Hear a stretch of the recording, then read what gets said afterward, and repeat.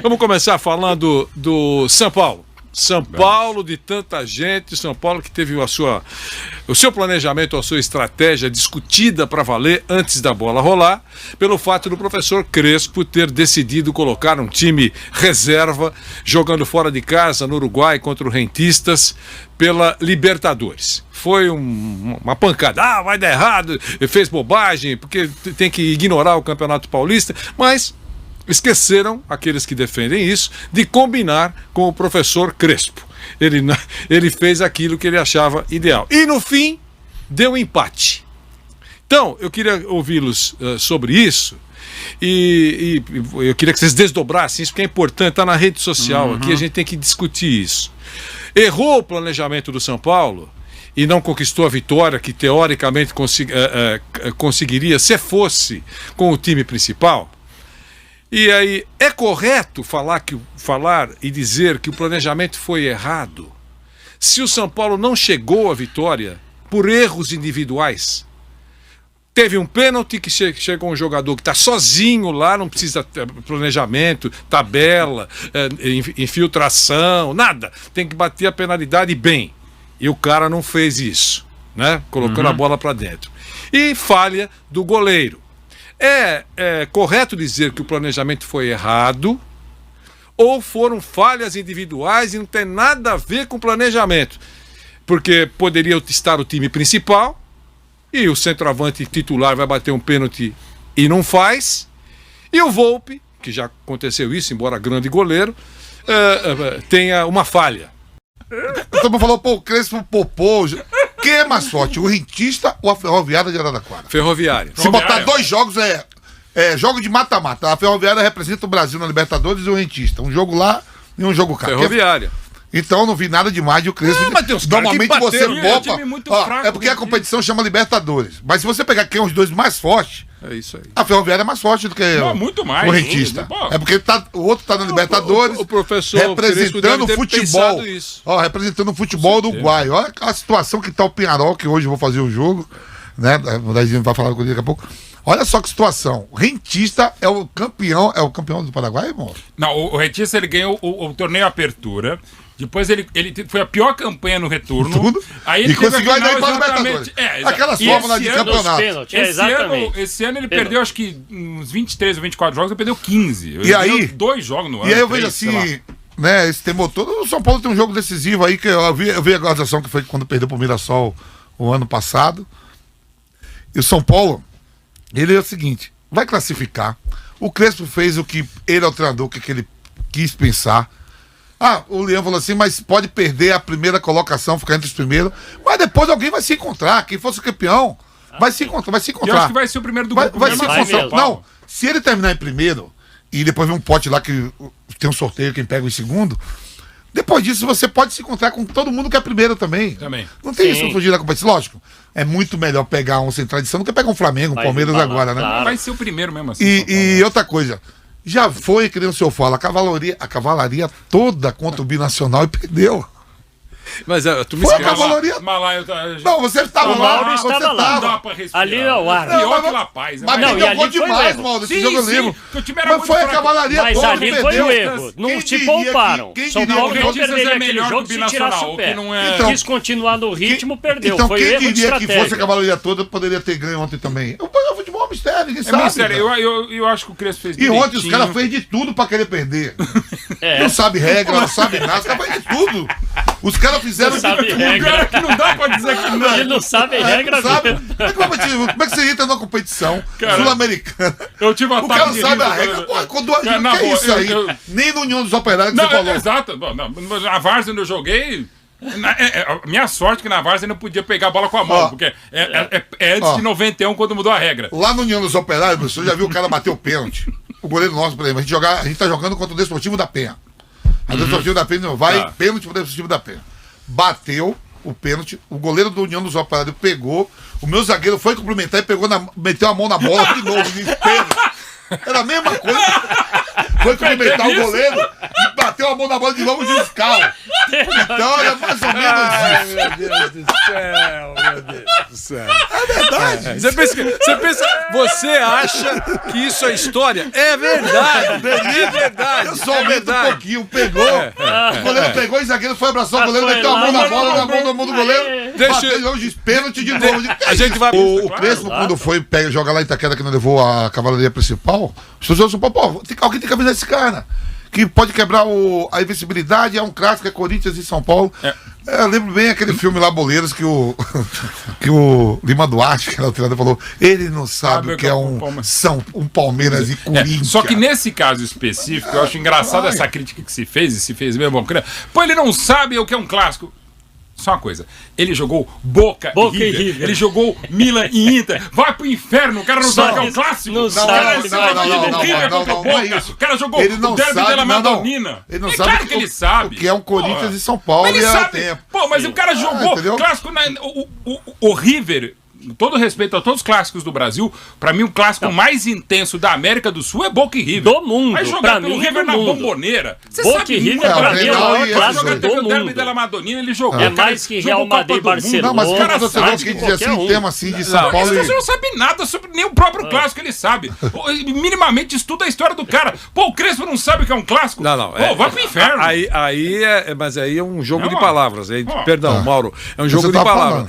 Isso que você concluiu a tua fala, dizendo que imagine se ele não sabe o que é um clássico. Claro que sabe. Ele participou de clássicos mais intenso ainda. Mais intenso. Agora, o que talvez alguém tenha criticado, que ele não sabe o que é um clássico entre Corinthians e Palmeiras aqui. Mas talvez talvez fosse isso. E alguém da comissão técnica, o presidente do São Paulo, o município fala, olha, só uma coisa, a gente não vence desde que o estádio foi inaugurado em 2014. Alguém vai passar alguma informação pra ele? Ele sabe, e se não passar... Vai no Twitter, vai em qualquer lugar. Ele sabe e entende o que ele fez, o que dava pra fazer. Tudo, todo mundo sabe. Até porque, inclusive, ele botou a cavalaria. O São Paulo acabou o jogo contra o Corinthians, só não tinha o Daniel Alves e o Reinaldo. Contra o Corinthians, que estava estropiado, mas está crescendo o Corinthians. E foi muito criticado também por grande parte da torcida por não ter colocado. Que não sabe porque que é um foi, clássico. Sem dúvida alguma, foi a maior chance de quebrar o jogo. Com certeza, disparado. Um time grande, ele vive pressão. Um time grande, ele tem que ganhar ou ganhar. Por exemplo, uma eliminação para a Ferroviária já vem uma fumaça pro resto da temporada. Como foi pro Mirassol ano passado, pesou. E o que ele fez todo o planejamento, perde, acabou. E o Vanderlei é o seguinte: mas é só o Paulistão para quem é tri da América, tri do mundo. Eu sei, mas precisa voltar a ganhar. E nisso a direção do São Paulo tem toda a razão, gente. Ganha o título. Daí vai discutir, mas não é a mesma coisa. É claro que não é, mas é um título. São Paulo não ganha desde 2012. Até 2012 se reclama. Tira a zica. É Sul-Americana. Foi meio título por causa da confusão. Não importa, é voltar a ganhar. Voltando a ganhar, você tira um peso. Sem dúvida. Volta a ser. Pô, tem que ganhar o Paulista. Mauro, quero ouvi-lo. Vanderlei, o time do Rentistas é horroroso. É a palavra que eu tentei evitar, mas para começo de conversa.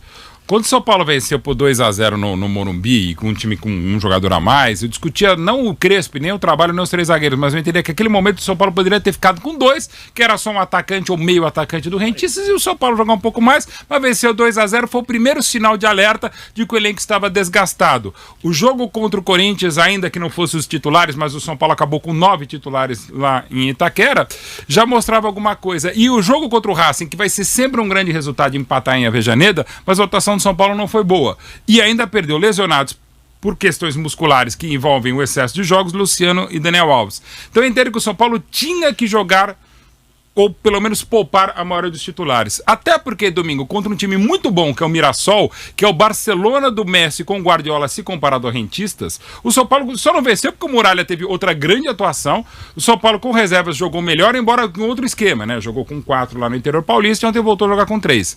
O problema é que o São Paulo jogou mal ontem. E mesmo jogando mal, teve pênalti. O Rossi, o goleiro, fez pelo menos 3 grandes defesas e 2 bobagens... Não, uma bobagem inominável, que foi o primeiro recuo intencional que ele pegou. Agora, no segundo, se eu sou o árbitro, eu não marco o recuo internacional, eu marco gol. Eu falei o seguinte, um time que faz 2 vezes Não tem função. Goleiro pega. Embora o segundo foi muito mais o Rodales, o zagueiro, que se atrapalhou e recuou uma bola que o goleiro não podia deixar passar. Parece um amigo meu que toda hora chuta a mesa de transmissão dentro do estúdio. Pois é. Isso. Como acabou de Ponto fazer. para Vanderlei Nogueira. Quer dizer, só pra comentar. Esse programa é de informação. É de debate e análise. Até o final do programa, vou dar umas informações aí. Neste momento, se eu fosse um cara de coragem, que eu não sou, eu iria embora e não voltaria, não porque você tenha sido deselegante. Na elegância e inteligência e antevisão de craque que lhe é peculiar, eu não tenho mais argumento nenhum para falar de erros reiterados. E foi com doçura. Exatamente. Mas enfim, eu que também sou goleiro, mas olha, de boa. E aí eu peço de novo a ajuda de dois queridos amigos brilhantes, o Michael Serra, historiador tricolor, o Alexandre Gisbrecht. Perguntei a eles não tiveram resposta, mas perguntei mesmo hoje pela manhã. Ainda não obtive resposta, mas de alguns esses caras brilhantes que sabem da história do futebol, provavelmente não existe nem na várzea, nem na Vila Maria, um time de cometido no mesmo jogo a mesma falta. Se eu sou árbitro, eu falar o seguinte, ó, como o pênalti não deu certo, eu vou dar gol direto pro São Paulo, que vocês merecem tomar um gol. Mas é verdade. Não é possível. Ontem capricharam, os caras capricharam. É inacreditável. Aí do segundo, o goleiro não podia deixar passar. O primeiro não, o primeiro dá uma pane nele. Eu falei, cara, e ele já, quando ele pega a bola, mas ok. Mas assim, então, é esse o nível do time horroroso que o São Paulo enfrentou. Então podia mandar, com todo respeito, até que tem vários amigos lá, o time dos fraldinhas, dos sócios do Morumbi, podiam jogar contra o Rentistas. É muito ruim. Então eu acho que a comissão técnica fez o correto. Poupa os caras que o São Paulo joga amanhã contra a Ferroviária, e acho que passa, mas tem toda essa pressão que o Linha falou. Domingo tem semifinal de Paulista e terça-feira à noite tem o Racing no Morumbi pela mesma Libertadores. E já com um outro jogo acumulado. Então eu tinha que poupar. Outra questão, mas não dá pra poupar uns 3 ou 4 ou 8?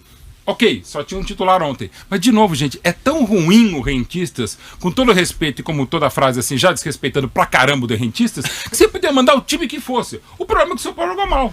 Daniel Lian, queremos ouvi-lo. Olha, Vanderlei, eu acho que sim, tá, esse foi o planejamento escolhido pelo professor Crespo, né, e toda a comissão técnica. Tamanho o desespero do São Paulo, não é só um desespero, é desesperadora a situação do São Paulo, essa fila interminável.